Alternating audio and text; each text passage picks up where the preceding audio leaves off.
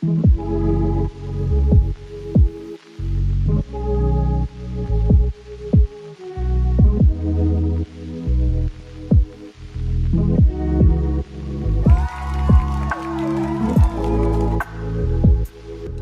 day, guys, and welcome to another edition of From the Founders Desk interview series brought to you by Africa Bitcoin News, a series where we interview African Bitcoin founders who have been doing incredibly well in the Bitcoin ecosystem. And today we have an amazing man here in the person of Mr. Theophilus Isah. Theophilus is actually the co-founder and CEO of Mavapay. And Mavapay is a platform that you get to carry out Bitcoin transactions, Bitcoin to fiat, Bitcoin to Bitcoin, leveraging on the Lightning Network.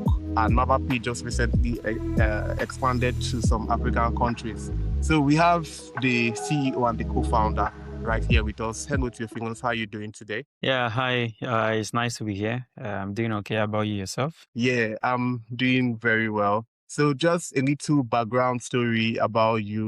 Let's hear from you, Theophilus. Going into my own personal background, I'm a software developer. I like to think of myself as a software developer, but also an entrepreneur because I also do other things outside of software development.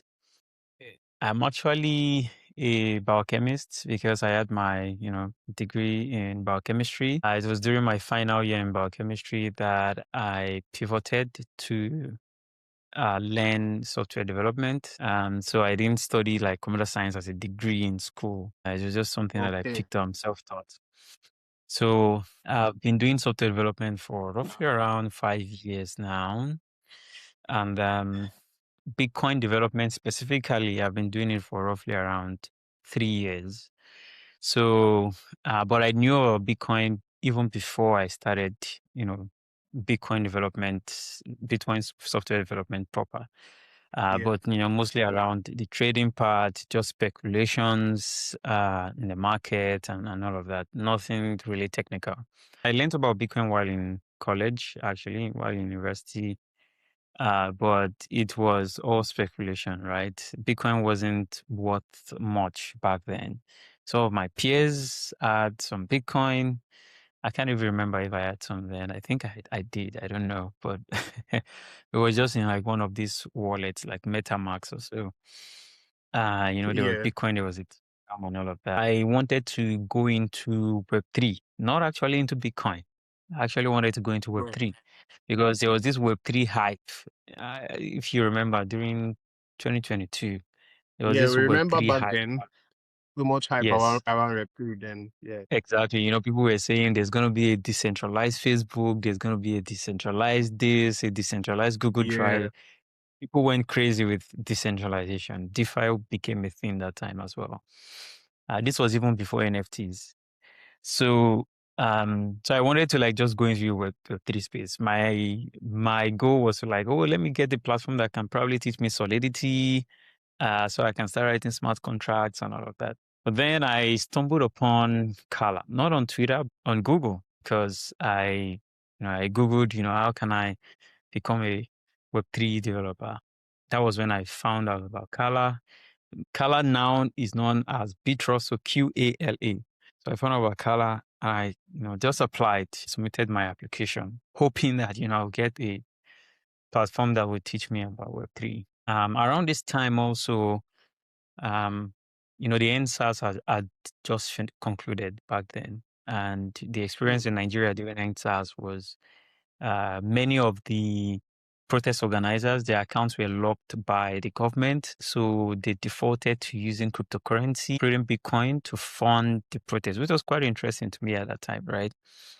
Because basically what they would do is they would use P2P.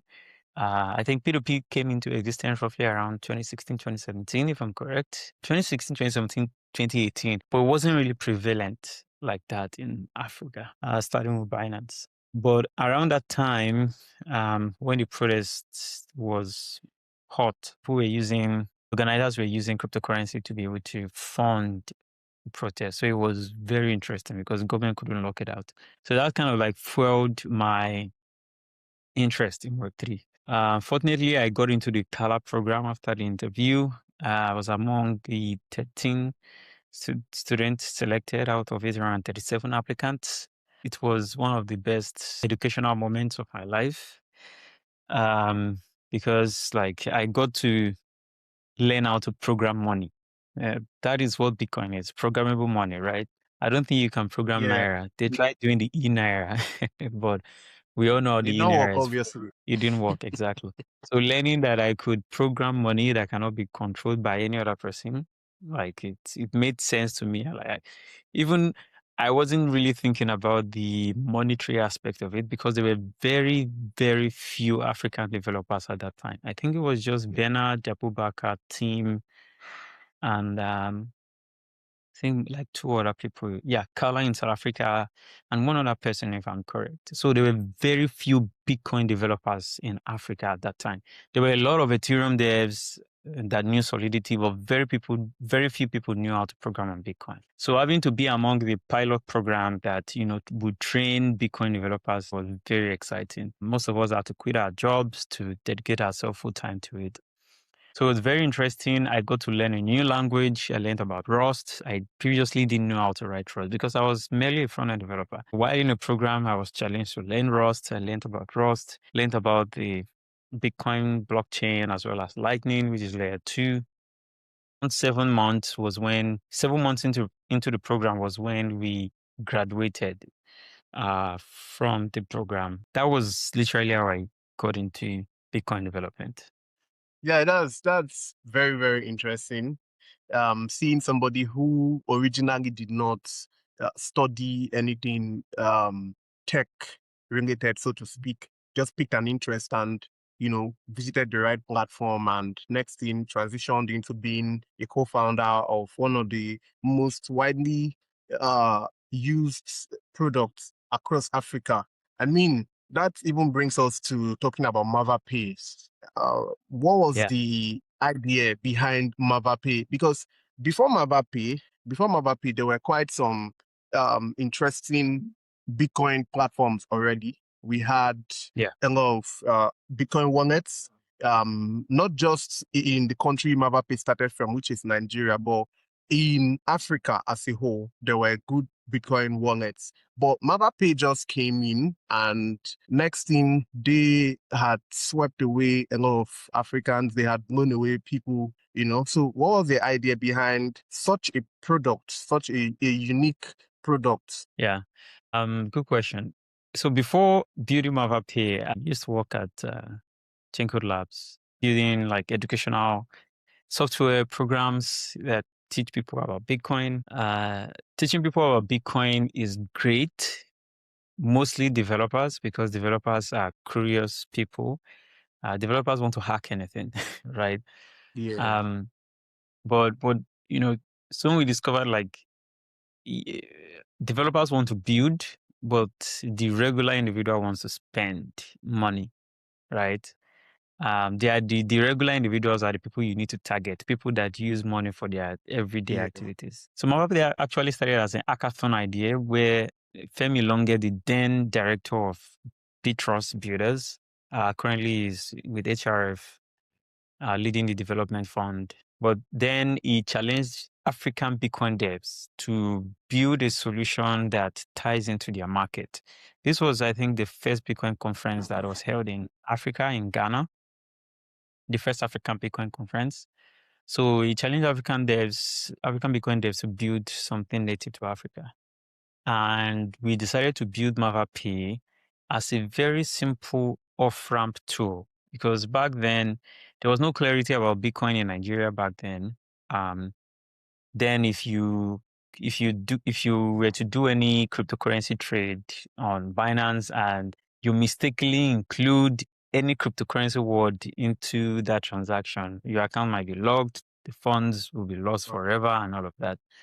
And also doing Bitcoin transactions was a pain because you would have to do an on-chain transaction. Whereas if you were doing it with USDT or stable coins, like usually it's almost instantaneous within minutes. So Mavapay wanted to bridge that gap between instantaneous payment as well as enabling that the transaction is still secure for the client, meaning the government should not be able to freeze their account just because they are swapping Bitcoin to Naira. So the hackathon idea was just build out that idea that created that bridge. So what we did was, let's put in Lightning. Many people were not familiar with Lightning. People are familiar with on-chain transactions. Send me your address. I pay the money I send the coins to the address. You wait for 15 minutes to 1 hour, and then you receive the money. Introduce a novel method. Lightning was not really popular then. Lightning honestly had some issues back then. Like a lot more stable now than before. So we introduced Lightning, and we're like, okay, you could do your Bitcoin transaction almost instantly as long as you have a wallet of Satoshi or a Blink wallet or a Phoenix wallet or a Moon wallet. You can just send the funds via Lightning to Mavapay, and instantly we convert from Bitcoin to Naira. It arrives in your bank account.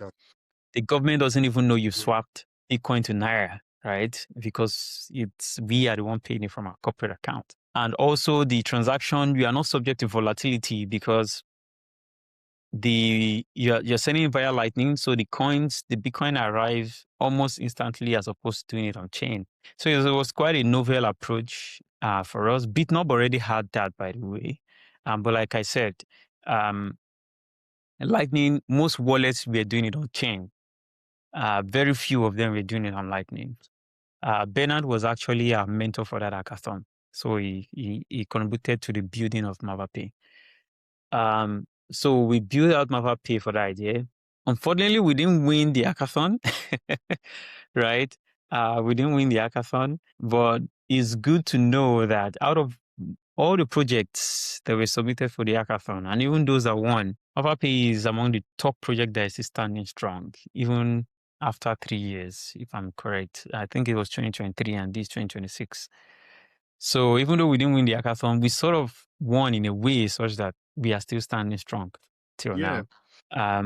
So after the hackathon, we decided, let's take this project seriously. We see that there's value in it. People were using it. The first transaction we did actually was roughly around $500. It wasn't much, but for somebody from the US paying somebody in Nigeria with Bitcoin, that was the first transaction that we did.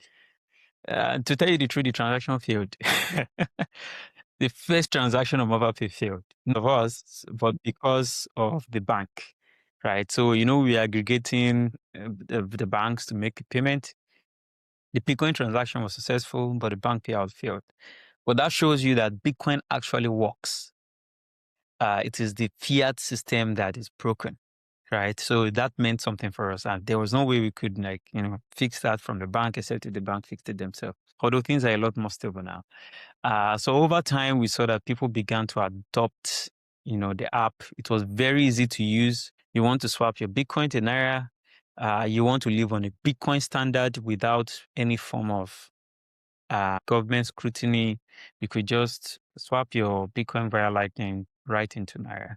And now we provide an application, a mobile application that includes a wallet for you to be able to receive Bitcoin, send out Bitcoin, keep a stable USD balance, which is still Bitcoin under the hood. It's just that we hedge the Bitcoin to keep that balance stable for you against volatility of Bitcoin. And you can use it to do cross-border payments, to South Africa, Kenya, Ghana, and Nigeria as well. That's beautiful. I think the initial periods, Mavapay wasn't an application yet, a mobile application. It evolved into all of that. So this particular story is quite intriguing, especially the fact that this was a project who did not even win the said hackathon. And that just goes to show the vision behind building a particular Bitcoin product. Because I think one of the things that would help or helped Mavapay to scale was the vision from obviously the founders, because you guys saw ahead that okay, this project is actually bigger than the hackathon, because some people would have just packed up and left oh, we did not win the hackathon. Okay, we tried at least. I mean, we tried our best, but the resilience was there, and that even goes to show the beauty of the products and the usability, because there are so many users for Mavapay. So far so good. How has it been with Mavapay? how have you been able to navigate more challenges that you have faced? It would be very helpful also if you talk about some of the challenges that you face, building such a viable product across Africa and how you are able to navigate these challenges. Yeah, building a Bitcoin company actually comes with a lot of challenges. Number one, Bitcoin is hard. That's the honest truth. Bitcoin is hard, Yeah. both from the development side to the adoption side. For the development side, like building on Bitcoin, it's difficult. If you've built on Ethereum or Solana before, you see that you just need to know Solidity. Solidity is not that difficult to know. You just write some smart contract. There are EVMs that make things a lot easy for you. But we both know why we are not building there, because it's in the long term it's not sustainable. Bitcoin has proven itself a lot more better than them. So it's slightly a good thing that it's hard for people to build on, because it means you have to be intentional about building on Bitcoin. So development side itself is hard. Number two, on the adoption side, many people are used to keeping Bitcoin, not spending Bitcoin. So they prefer to hold Bitcoin as a speculative asset, speculating that, oh, Bitcoin is going to go up so time, then I can sell and make profit. Or they will wait for Bitcoin to go down and then they buy Bitcoin in the hopes that it's going to go up in the future, right? So they either go long or short in when trading. So whereas with stablecoins, people don't care about that. People just want to use stablecoins to trade and interact. And with Mavapay, we are trying to introduce a different narrative to Bitcoin, that while it is good for you to hold Bitcoin, we want to make the economy a Bitcoin standard, right? We want to make it such that you can spend your Bitcoin anywhere, right? Bitcoin should be the regular money for you. During my first time in El Salvador, I went to Bitcoin Beach. I think that was 2022, 2023, I remember. And in that place, you are able to spend Bitcoin like money. Like, I want to buy tomatoes, pay in Bitcoin. I want to buy toothpaste, pay in Bitcoin. You can live on a Bitcoin standard without even caring about US dollars. If you wanted to swap your Bitcoin to dollars, they had ATM machines, ATM machines. That's tautology. But anyways, it's allowed. So they had ATMs that could allow you to withdraw the Bitcoin to dollars, right? The El Salvador dollars, actually. But in Nigeria, that's not the case. So we wanted to make sure that if you're going to a malam by the roadside, that you want to buy, let's say you want to buy tomatoes from somebody selling it in a market, the person can't wait for Bitcoin to arrive in their wallet on chain. The person also doesn't care about Lightning at that point in time. The person just wants to sell and get money in their account. So we needed to find a way to make it interoperable such that you can easily spend that Bitcoin wherever you are and it will feel like a regular bank transfer. So that was quite a challenge for us because initially with Mavapay, you can only pay yourself. So after paying yourself, then you can now spend. But now we've made it such that you can pay anyone, either in Nigeria or in Ghana or in Kenya. My last time in Kenya, I didn't carry cash. I was just spending with Mavapay, right? When I got to where I wanted to go to, I spent with Mavapay. Tando does the same thing very well in Kenya, where you can live on a Bitcoin standard and you just pay to mobile money. So sometimes it can be challenging having to build that infrastructure. Having to deal with volatility as well can be very challenging because you are basically taking on the volatility risk for your customers during the time period that they have to pay the invoice. We give our customers a 5-minute window to pay the invoice. Within 5 minutes, we both know how Bitcoin works. The Bitcoin price can spike up or it can drastically reduce, right? Yeah, that's very true. We take volatility risk during that 5-minute window so that the customer doesn't have to worry about that. Another challenge is building as an African comes with some overhead costs because you're actually selling your product in your local currency, but your infrastructure is running in a country where you are paying in dollars. For example, our servers are running on Google Cloud. In Google Cloud, we pay in dollars. We don't pay in naira. But our revenue is where? Our revenue is in naira. So that cost comes with it, right? How do you offset that cost? Usually it's by investment, right? So you get investment from investors that like your product or feel like your company or your product has potential. Getting those investments can be pretty challenging as an African. Uh, like Bernard used to say from Bitnov, we were like, being an African founder raising funds, you automatically have a discount on your head, whether you say it or not.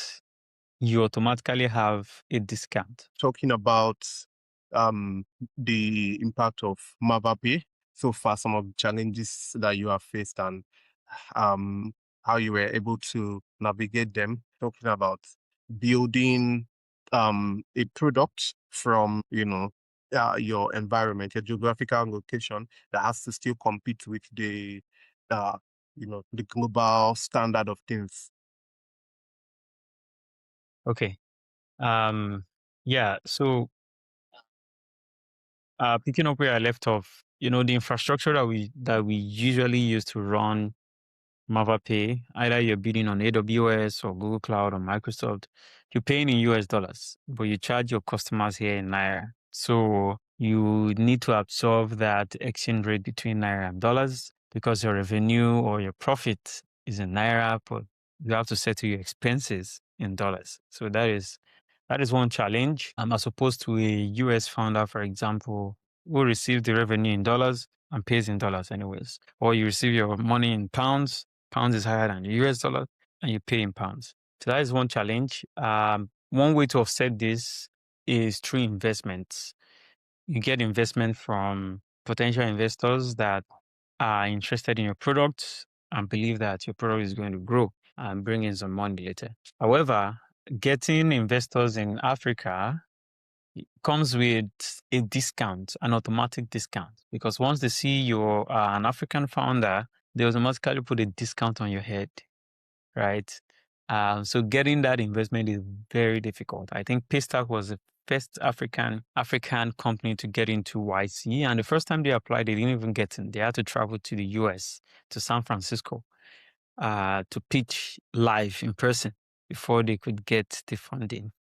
Now think of the opportunities many African founders would lose because they are not able to get a US visa or to travel to San Francisco to get funding. So it means you would have to deal with the challenges of raising from Africa. So it's quite difficult to get an investment, and even when you get it, you get a discounted investment, so to speak. So these are just some of the challenges of building in Africa. The realities in the West are totally different from the realities in Africa because the economy is different, right? In the West, they don't use USSD, for example. They don't have to battle with internet issues. They don't have to battle with electricity. We battle with all of these things on a daily basis, and it has become like a way of life for us. Whereas people in the West cannot imagine that. So those are just some of the challenges that we face. And the protocol that we use, Bitcoin, most of it is engineered by people in the West. Although of recent, we've had African developers contributing to these protocols, which we hope will introduce some solutions to some of the challenges that we face in Africa. For example, you have Machankura in South Africa that created a way for you to be able to trade Bitcoin or even, custody Bitcoin without the internet using your ISP provider on the feature phones. These are just some of the challenges from the top of my head that I can think of. Yeah, thank you. Thank you for that, Theophilus. So we can see that the vision is is too big that despite the challenges, there are still ways of navigating through these challenges, especially when you mentioned building a product in Africa. And this product will still have to sort of compete with products out there, even though the products might not be entirely African, for the African market, but they still have to compete with API charges, like you said, AWS fees and all of that. But your customer base are Africans, and of course, there's still the currency gap when it comes to when payments like that. So This is very, very, very interesting, which brings us to ask you, where do you see Bitcoin adoption in Africa in the next 5 to 10 years? And what role would Mavapay be playing in Bitcoin adoption in Africa? I get asked this question quite a lot. And I think I'll be lying if I say I know the answer. But we are seeing a trend There are so now. many The variations of trend, the answers. Yeah. good thing is we are seeing a trend now. The trend is governments are beginning to become, I would say, receptive to cryptocurrency. Previously, they were so hostile to cryptocurrency companies. Right. But now we are beginning to see cryptocurrency in general. Now, I'm not just mentioning Bitcoin because in the government's eyes, it's not just Bitcoin, it's Bitcoin and other currencies, other cryptocurrencies. So now we are beginning to see, most especially stable coins, being used to move money around the world. So the government is beginning to relax regulations on that. That in itself might be a good thing, but it also invites regulatory scrutiny. I don't know how that is going to play out in the future, but I see that a lot of people are now beginning to understand the use case for Bitcoin, right? But still, many people, I would say, do not understand that Bitcoin can be used as a remittance product. Even people in the West, especially people in the West, Yeah. people in the West think you should hold it as something valuable that you should never spend. We are bringing a new narrative saying Bitcoin can be used as a remittance product. That way you avoid the US dollar totally, because the US dollar is part of our problem in Africa. Whenever you want to send money from here to South Africa, you have to go through SWIFT. Going through SWIFT means you pay fees converting your currency to US dollar, and from US dollar, you convert it to the local currency where you're sending it to in South Africa. And this is what slows down the transaction to 2 to 3 days. Whereas with Bitcoin, there's a common denominator. As long as there is a Bitcoin off-ramp in South Africa and a Bitcoin on-ramp in Nigeria, I can easily just buy the Bitcoin and send it to South Africa and instantly get converted to Rand, which is what Mavapay is doing. We are basically moving funds from one country to another using Lightning as a remittance rail. Settlement is made in less than 5 minutes. You are trading in your local currency with no US dollar in the mix. You don't have to wait for 2 to 3 days. We are beginning to see some businesses adopt this method, right, of payment. So I would say in the next 5 years, I don't know how that adoption is to go big, but the fact that we are seeing some businesses adopt this method using Mavapay, that is a good positive for us, that in the future, Bitcoin might eventually become the remittance layer between different African countries in Africa without necessarily needing the US dollar. And something that Mavapay is trying to do is, we are not necessarily trying to create a monopoly that, everybody should come to use Mavapay. No, you can use your Bitcoin wallet. You can use whatever Bitcoin wallet you want to use. You can use Bitnob. You can use wallet of Satoshi. We only help you to facilitate the payment. We are building the bridge between different countries, between individuals in different locations. That is what Mavapay's job is. So we are not necessarily trying to build a monopoly. We are solving a real problem here. Because building a monopoly brings us back to the same problem, which is you don't want centralization from the government, and now your company is introducing that centralization, which is bad. Right. But the fact that we're using Bitcoin, there is no centralization anywhere, because your coin is your coin. It's only when you trade it out, that is when it doesn't become yours. And with Lightning, like once you trade it out, it's instantaneous, such that you receive it or you send it out.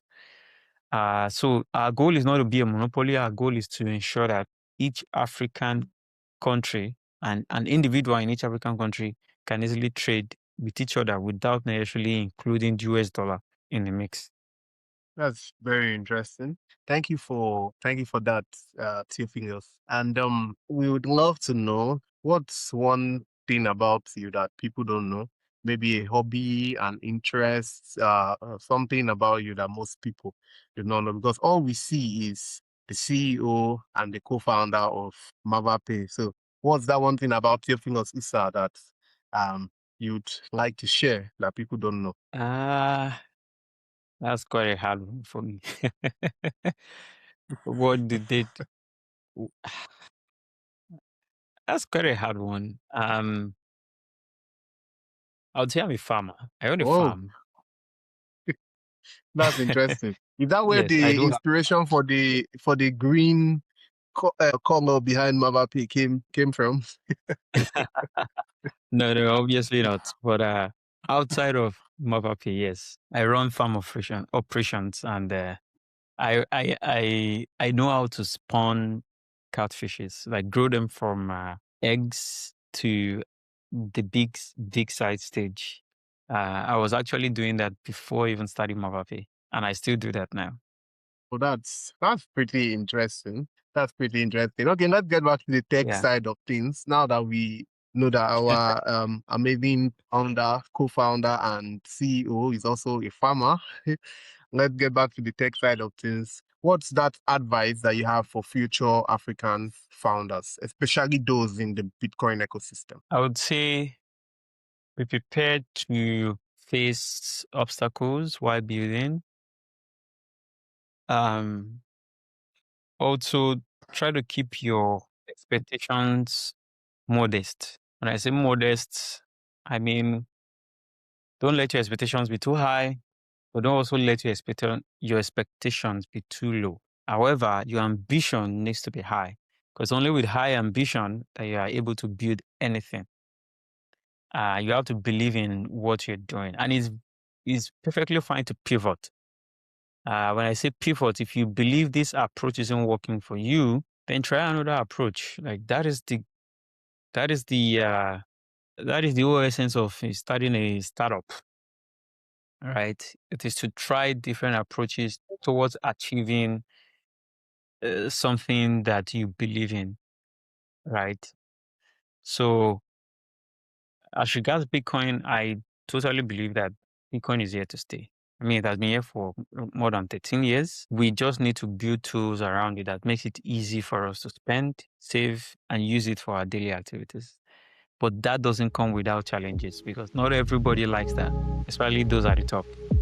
So it might be challenging to build it, but eventually we are going to reap the reward. So that would be my advice to upcoming founders. That's a whole lot, and with that, it's a wrap for this edition of From the Founders Desk, brought to you by Africa Bitcoin News, featuring the CEO and the co-founder of Mavapay Money. Thank you very much, Theophilus Isah, for joining us for this edition, and we hope that we can also bring you back sometime in future. Thank you so much, Theophilus. Thank you for having me.